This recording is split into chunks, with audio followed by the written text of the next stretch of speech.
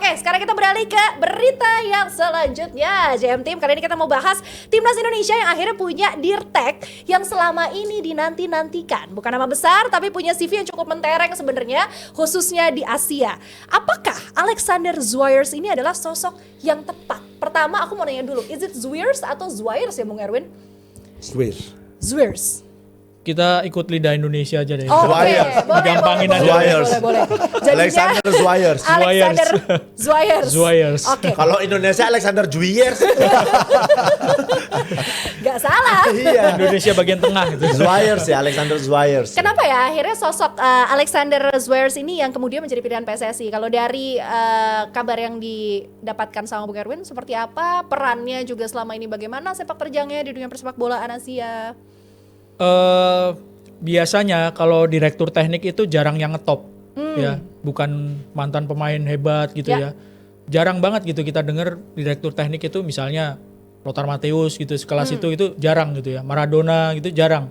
Jadi kalau kita asing dengan Alexander Zwiers ini ya seperti layaknya direktur teknik di mana-mana gitu. Jarang sebagai pemain yang ngetop, tapi biasanya memang ilmunya itu ilmu yang mumpuni gitu ya. Ilmu padi, iya. merunduk. Oh enggak ya? Karena tanggung jawabnya kan banyak gitu ya. Iya, Direktur betul sih. teknik itu tanggung jawabnya banyak, dan Zwiers ini sudah pernah berkarir di Amerika Latin, di Meksiko, lalu di Uni Emirat Arab, di Yordania dia juga menjadi direktur teknik dari tahun 2019, dan Yordania bisa masuk ke final Piala Asia U23. Walaupun kalah di final. Ya, kalah di final. Terus mereka juga, Yordania juga lolos ke Piala Dunia. Ya. Nah, mungkin karena rekam jejak itu, akhirnya Zwiers ini dipilih untuk menjadi direktur teknik. Tapi sekali lagi, direktur teknik ini tugasnya kompleks sekali ya. Makanya saya sih berharapnya Zwiers ini nggak cuma setahun 2 tahun gitu, karena dengan tanggung jawabnya itu nggak cukup waktu setahun 2 tahun untuk memberikan kontribusi. Setuju. Ini kan direktur teknik ini kan arsitek ya, arsitek sepak bola Indonesia ini, sepak bola suatu negara ini mau dibawa kemana gitu ya, dasarnya, filosofi mainnya seperti apa, dari tim senior sampai tim junior gitu. Ya. Memberikan blueprint bagaimana melatih, bagaimana gaya main dari sepak bola sebuah negara. Dia juga periksa infrastruktur dari sebuah negara. Dia menjadi jembatan antara manajemen, dalam hal ini PSSI, ke tim kepelatihan dari tim senior sampai tim junior. Yeah. Jadi tanggung jawabnya dari tim medis, staf analis itu juga menjadi salah satu tanggung jawab dia gitu. Jadi tugasnya ini banyak sekali. Intinya adalah tepat atau tidak, tapi dia harus diberi waktu. Yeah. Ya. Nggak bisa seperti pelatih tim nasional, misalnya tim nasionalnya gagal, ganti direkteknya, wah susah gitu. Dan sebetulnya kita kan sebelumnya punya gitu, punya filosofi, punya yang namanya Villanesia. Waktu itu kalau nggak salah Om Danur yang bikin, era Luis Milla.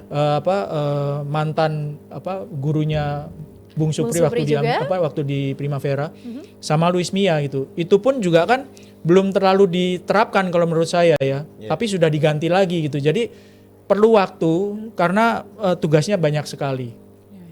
Setuju, karena mendesain atau merancang sesuatu pun pasti membutuhkan waktu, apalagi memperbaiki. Karena sepertinya kalau kita bicara Indonesia sudah bukan lagi merancang, tapi ada beberapa sektor yang juga harus diperbaiki gitu kan. Kalau Bung Supri sendiri melihat perubahan ini seperti apa, Bung? Iya, ini sebuah langkah yang tepat, walaupun memang masih butuh waktu ya. Apalagi kan Alexander dikontrak kalau nggak salah 4 tahun.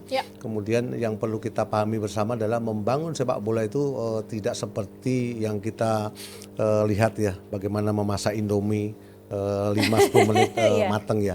Tapi dengan adanya Alexander jelas bahwa pembangunan youth development itu sangat penting. Karena apa? Tidak hanya nanti bermuaranya mereka di tim nasional, tapi bagaimana sebuah pembangunan yang memang harus dilakukan, ada kompetisi yang berjenjang dan berkesinambungan. Walaupun pernah kita mencoba dengan mengirim Garuda 1, Garuda 2, kemudian mengirim kami ke Italia, ada Baretti, itu pun belum begitu efektif. Ke Uruguay juga ya. Uruguay juga SAD. SAD. Kenapa? Karena untuk youth development itu kan yang dibangun individu-individunya. Iya benar. Bagaimana basic tekniknya, basic defense-nya. Ya mudah-mudahan dengan kedatangan atau federasi meng-hire Alexander, basic yang memang dibutuhkan untuk memenuhi pemain-pemain sepak bola itu bisa dimaksimalkan dengan baik. Artinya ketika nanti mereka itu bermain untuk profesional, bermain untuk tim nasional, aspek-aspek fundamental itu sudah tidak terjadi di lapangan. Kak Oki ada aspirasi yang mau disampaikan lagi, menambahkan tadi Bung Supri dan juga Bung Erwin? Kalau aku sih lebih tepatnya sebenarnya kita harus segera menerapkan blueprint untuk sepak bola kita sebenarnya. Jadi nggak terlalu sulit, biar dari dasar sampai ke atas sama tuh filosofinya. Biar gampang nih, supaya jenjang karir pemain-pemain muda ini jelas arahnya. Ya, betul. Dari timnas U17 ke timnas U20, ke 23, ke senior. Gaya mainnya sama supaya mereka adaptasinya nggak terlalu sulit. Yang terjadi sekarang adalah di 17 beda gaya main, di 20 beda gaya main, 23 beda gaya main, di senior beda gaya main. Sulit kita untuk menyatukan itu. Makanya Dirtek ini kalau memang dia dikontrak 4 tahun. 4 tahun kurang lebih. Selesai 2029 tuh berarti.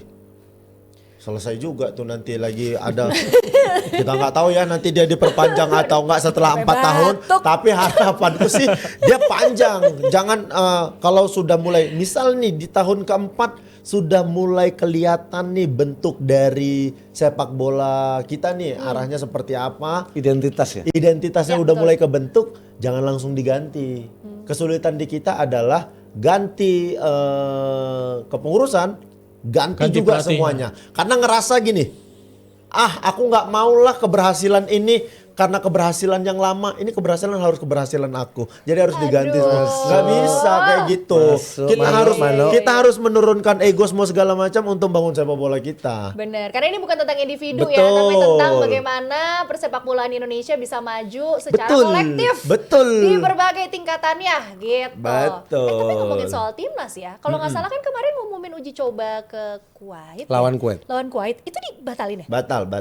Terus sudah ada negara penggantinya belum ya? Aku belum update lagi deh. Bung ada satu Kuwait, satu lagi Lebanon. Libanon. Satu Lebanon. Oh, oke. Tapi memang kan harusnya 2 itu, lawan Kuwait dan Lebanon. Kuwaitnya mundur. Dan cari pengganti itu kan nggak mudah gampang, gitu. Iya. Makanya. Apalagi kalau waktunya makin singkat gitu. Kecuali kalau misalnya penggantinya ya dalam tanda kutip tim yang bukan Timur Tengah. Iya, bukan Timur Tengah yang dekat-dekat misalnya. Tapi kan secara kualitas sama secara tujuan, kenapa sih kok dilawan Kuwait sama Libanon? Karena di round 4-nya kan lawan tim-tim lawan Timur Tengah gitu. Kalau hanya sekedar uji coba aja, undang misalnya Timor Leste, Brunei yang dekat-dekat bisa. Batam itu bisa udah level kita lagi ya, tapi kan nggak sesuai sama tujuan digelarnya uji coba itu. Dan saya rasa ini atau tim gua kan nggak mungkin kan. Oh iya. Gitu. Kalau match fee-nya cocok ya mungkin lah.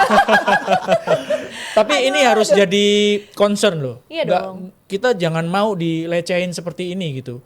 Udah janjian uji coba gitu, tahu-tahu batal aja gitu.